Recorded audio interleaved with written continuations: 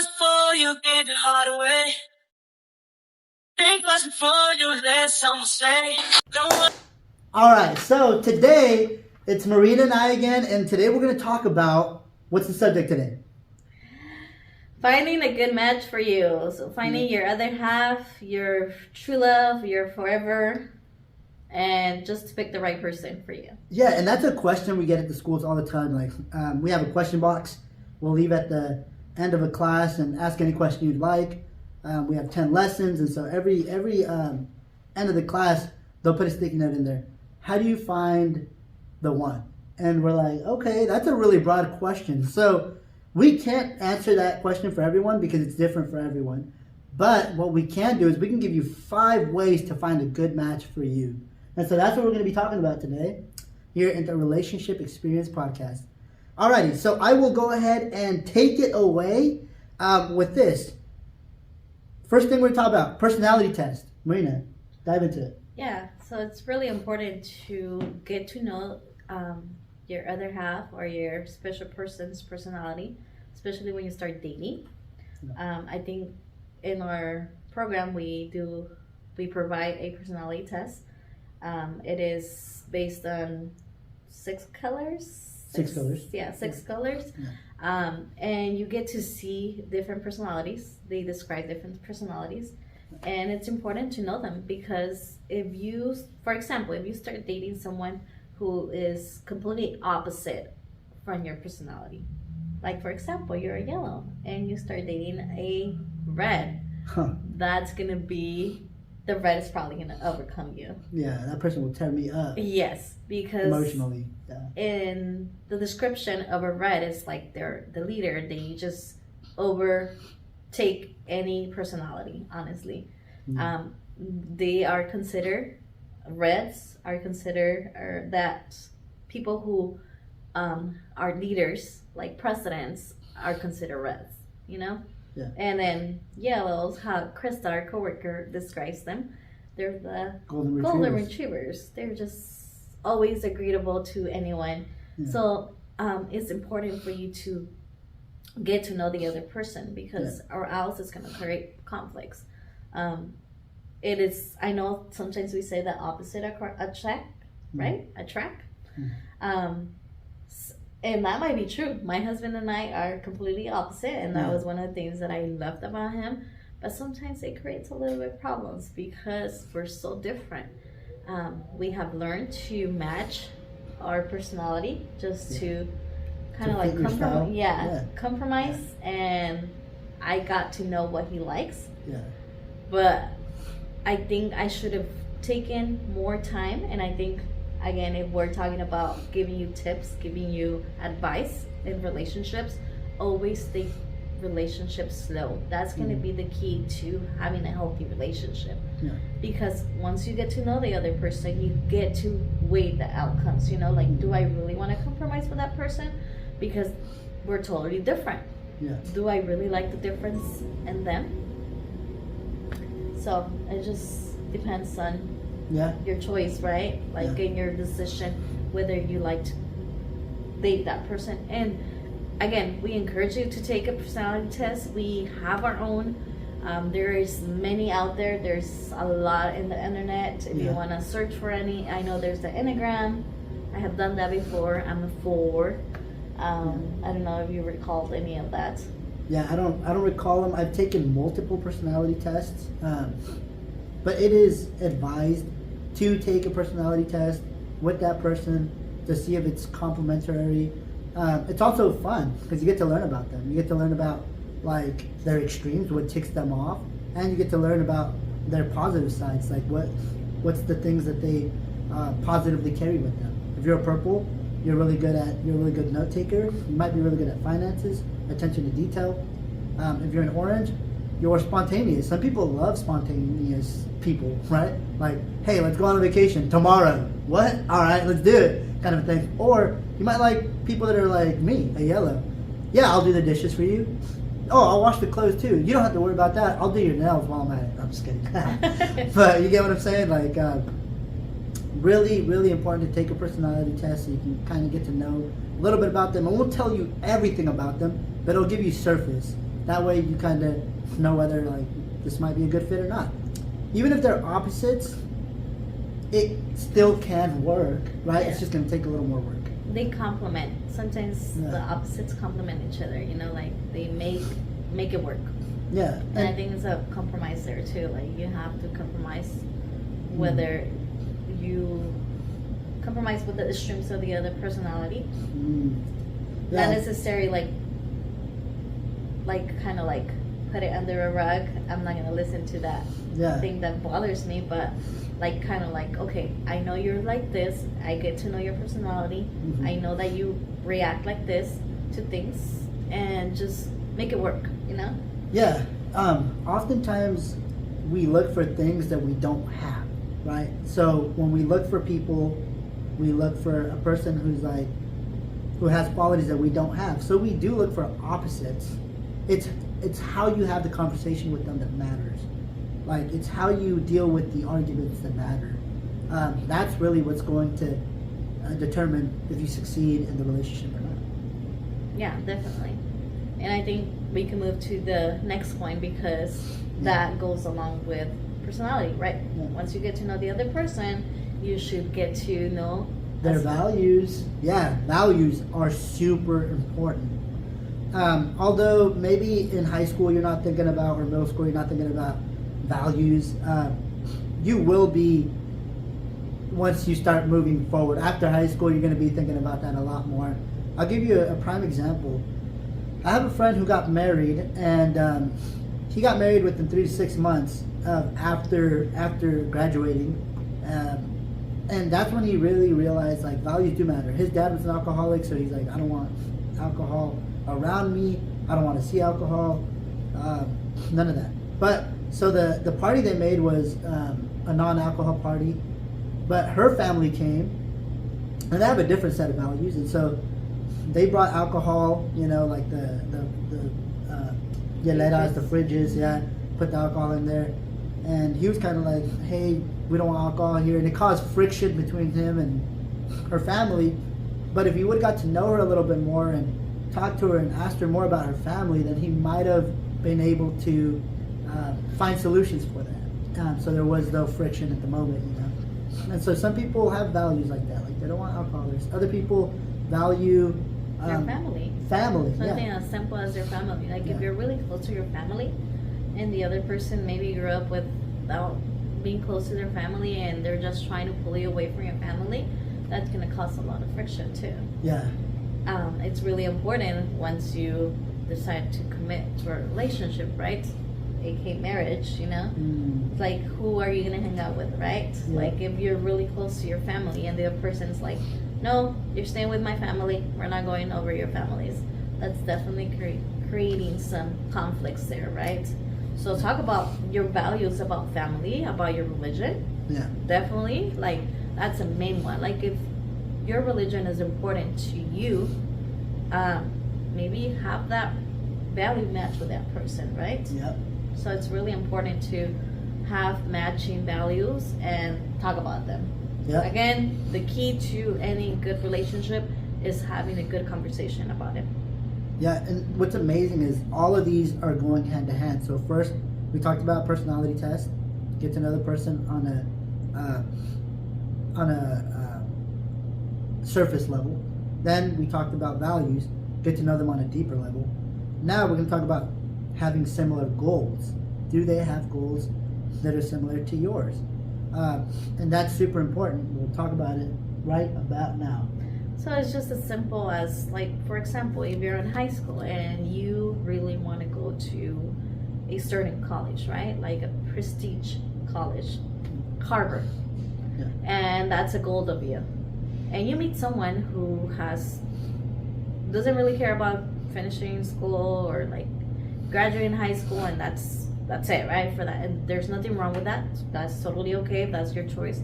But if your value or your goal is to accomplish going to that college that you want, and the other person doesn't want to be there for you, you know, like they want to take time away from your study time or applying or getting scholarships, that's going to cause a lot of problems. Yeah. So if you don't talk about those things that are important to you, goals that you have for yourself, it's going to cost a lot. Something as simple as maybe you want to lose weight, right? Maybe you're chonchita like me, or you grew up in a Mexican house, and you want to start like taking care of yourself, like getting healthy, exercising, and the other person's like, let's go out to eat, let's go out to that. Your goal is to lose weight, and if the other person is putting the foot to have you trip, it's going to cause a lot of problems too. So, or just issues in your relationship. Absolutely. Yeah, I always like making like analogy of a triangle, right? If we look at a triangle, it's like this. It's you and the other person both going towards the same direction and fighting that uphill battle, because it is an uphill battle and you need each other's support. And like Marina said, if you're dating someone, ask them, what's your goal? If they're like, hey, I want to move to Arizona because I want to go to college up there and I love the city, and you're like, man, I have family here in Yakima and I kind of want to stay here because I'm really close to my family, really consider that. Is that something you're willing to take on? For example, me and my wife, when we were younger, I got a bunch of scholarships for soccer, and I had opportunities to go play soccer like in different colleges, but I chose to stay because I had a scholarship here for schooling too, and I really liked being with her family and her, and so I was like, you know what, my decision is I'm gonna stay here and I can still play rec soccer. But those are decisions you have to make, and so it's good to talk about goals. Yeah. For those things to work, that don't become like a hidden issue later on in a relationship, you have to talk about it. Because if you, like for example, you stayed here because you made that decision, it doesn't become a problem later in your relationship and start telling your wife, hey, I didn't go because I loved you so much and you should appreciate it. That's where it becomes a problem. So talk about it and come to a conclusion and to an agreement to your goals, right? Yeah, really good. All right. Now let's dive into the fourth point, which is expectations. Super important. What are your expectations? Are they unrealistic? Are they good expectations? Are they bad expectations? Or are there no expectations at all? Let's talk about that. Yeah. So again, it goes hand by hand with what we talked about, like your personality, your values, your goals, right? Especially those two, to have expectations and to let the other person know about it. Again, communication. Talk to them about your expectations. You expect to finish school, tell them, hey, I really want to finish school, so this is why I expect. I expect to be in school all the time. I don't want to skip school. Something as simple as that. Yeah. So talk to them. Don't hide your expectations because it becomes an issue for you later on. Yeah, super important for you to talk about your expectations as well, like, and have expectations for the other person. I have a friend who has unrealistic expectations. The guy wants, he's a cool guy, I love him. But when we talked about finding a girlfriend for him, he's like, it's really difficult for me to find a girl. And I'm like, all right, so what are you looking for in a girl? He said, she has to be vegetarian. She has to be this color of skin. She has to have this color of eyes. She has to be this body type. She has to be Republican. She has to love God. She has, so it's like, okay, that's a lot of expectations. What if she has almost everything except she's not vegetarian? I can't do it. What if she has everything but she don't love God? I can't do it. And so it's kind of like, you're going to have to give at some point, right? But those are super high expectations. Not a bad thing. It's just, it's going to be hard to find. Having low expectations or no expectations is dangerous as well. Definitely. Yeah, super dangerous because then people will walk all over you.